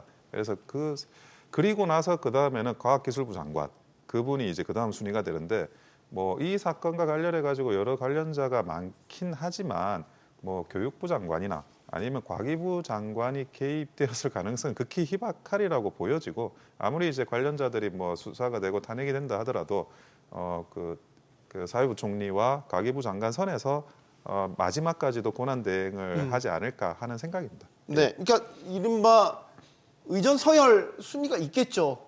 근데 이제 줄줄이 지금 탄핵까지도 이야기를 하고 있는데 주요 국무위원들이 다 이렇게 만약에 탄핵 대상에 오른다거나 피의자로 소환이 되면 과연 국정공백을 막을 수 있겠느냐 이건 되게 현실적인 고민 아닌가요? 민주당 입장에서. 차관 체제로 충분히 이루어질 수 있다고 생각을 하고요. 그리고 이 혐의가 있는데 그렇다고 해서 뭐 이걸 막기 위해서 혐의가 있는 사람을 봐줘야 됩니까? 그건 아니지 않습니까? 이 계엄을 선포하기 전에 국무회의를 열었을 때 그 절차적 문제성도 분명히 있고요. 그리고 그 개헌법에 따르면 이 포고령을 발표하기 위해서는 5명의 국무위원이 서명을 해야 됩니다. 국무총리, 기재부 장관, 법무부 장관, 행안부 장관, 국방부 장관 5명이 서명을 해야지 포고령을 선포할 수 있게 되어 있습니다. 그러면 그 서명을 과연 했는가? 서명을 했다면 공범이고요. 서명을 하지 않았다면 이 절차적 문제성을 지적하지 못했기 때문에 방조죄입니다. 그렇기 때문에 거기 국무회의에 참여했던 사람들이 과연 그 상황을 어떻게 인지하고 있었고 절차적 문제가 있음을 인지하고 있었는지 그거에 대해서 지적을 했는지 그걸 끝까지 막기 위해 노력했는지 이런 것들을 다 따져봤을 때 그 사람들도 공범이 충분히 될 수 있습니다. 왜냐하면은 과거 전두환, 노태우 이 내란죄 사태에서 봤을 때 그 공범이라 함은 내란죄 전반적인 이런 공모와 가담을 한 사람이 아니라 아주 일부분에 있어서 가담을 한 사람일지라도 공범으로 처벌된다라는 이미 판례가 나와 있습니다. 그렇기 때문에 그 국무회의에 참여했던 것 자체가 충분히 공범으로서의 이런 여건을 충족시킨 것이기 때문에 민주당 입장에서는 그런 사람들이 충분히 다 검토를 받고 처벌을 받을 부분이 있다면 처벌을 받아야 된다. 그런 차원에서 탄핵 소추를 추진하고 있는 것이다라는 말씀을 드립니다. 알겠습니다. 네, 여당이 단독으로 통과시킨 감액 예산, 뭐 내란 상설 특검, 또 한 번의 탄핵 소추안에 대한 표결을 또 앞두고 있죠. 다 이게 우리 헌정사에서 전례가 없었던 일들이 계속해서 일어나고 있는 겁니다. 겪지 않아도 될 고통, 치르지 않아도 될 경제적 비용들까지 우리가 겪고 치르고 있는 그런 상황입니다. 토론 마치겠습니다.